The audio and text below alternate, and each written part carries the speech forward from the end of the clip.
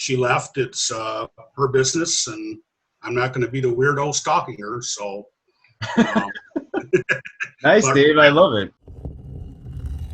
I mean, even Dave of blocking his ex on Facebook, sort of letting that rope go. What does that feel like to a woman? What should we perceive that in any particular way, or what do you see is going on there with Dave and his wife, his ex?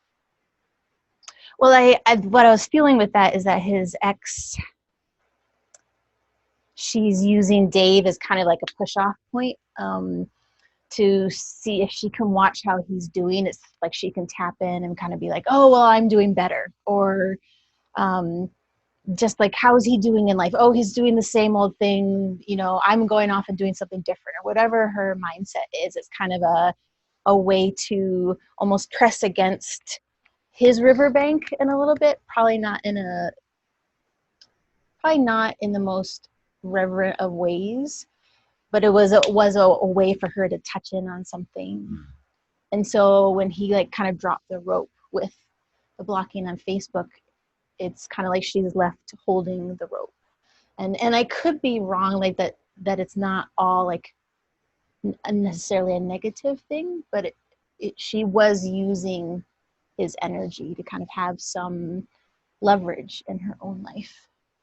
There's a gentleman that is having a really tough. They're separated in the same house. He's having a really tough time keeping space from her, where they see each other in the kitchen, or he's wanting to have meals together with the two young kids.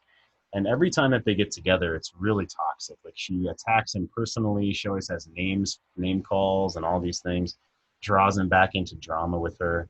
And so he's wanting more physical space and less verbal communication.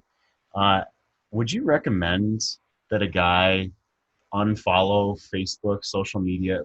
Like, where in this process, in your opinion, from a woman's point of view, a professional point of view as well, where a man it'd be helpful for him to just stop following all social media to, number one, not be super anxious about what he's seeing, but then also, so there's more space for her to not tap into what you were just saying and push against him if he doesn't want that right now. Yeah, I'm a huge proponent for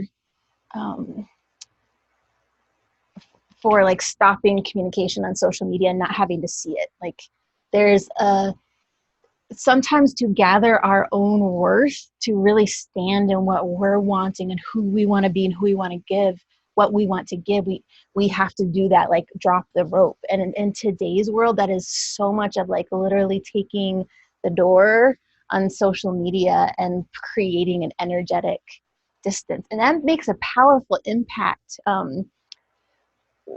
Going through a really difficult breakup about 10 years ago where, I had asked the gentleman for time for us to grow, because I didn't feel like he was dealing a lot with his divorce and with his kids, and that the way I said it did not come across well at all. He felt completely abandoned by me. And one of his ways of dealing with that and breaking with me was to, block me from social media. And although that was for me like heart-wrenching on the other side, because there were kids involved that I deeply cared about, it works. It really breaks an energetic tie, and it really is a way for someone to kind of take their ship and move it in the direction that they're going. Yeah. So let's even take one step further. For a man who says, and I want to try to save my marriage, so I'm not trying to completely cut ties. Mm-hmm. What would you say in that situation as far as social media? And they're separated in the same house again, the same situation, and he wants hope for the future for the relationship.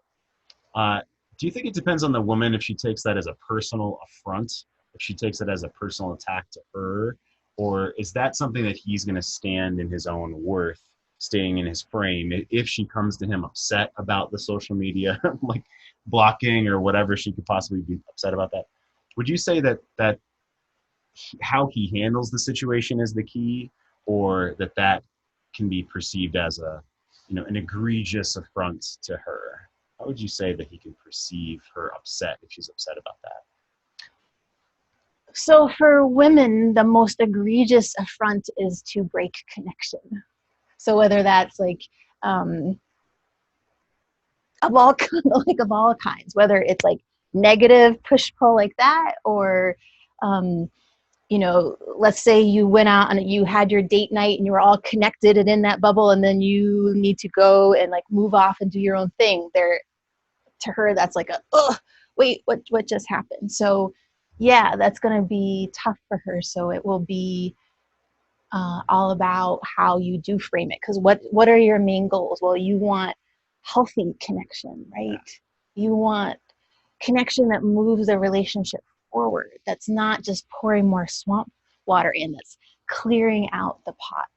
And there was another post on the forum this weekend about really moving into relationship 2.0, and 2.0 can't happen when we're all like swimming in the swamp water together. And watching like the swamp water as we scroll through Facebook and things like that. Yeah. Absolutely. Good. Well, thank you. Yeah, I love that. I wanted to ask about this particular gentleman, and you know, that question that we get of, well, I'm not trying to break ties altogether. I'm just trying to give her the space that she wants. Well, that comes into us having a life. What are you doing if you're not scrolling on social media? If you're not checking her social media? If you're not trying to post and make your life look fancy so that she maybe sees it? What else are you going to do with that energy? What frame are you in? Not trying to appease her even through the phone. Something I want guys to realize is, if you're still trying to be a nice guy through social media, that's still nice guy tendencies that you want to break. Something to consider. It's not just when she's in the same room.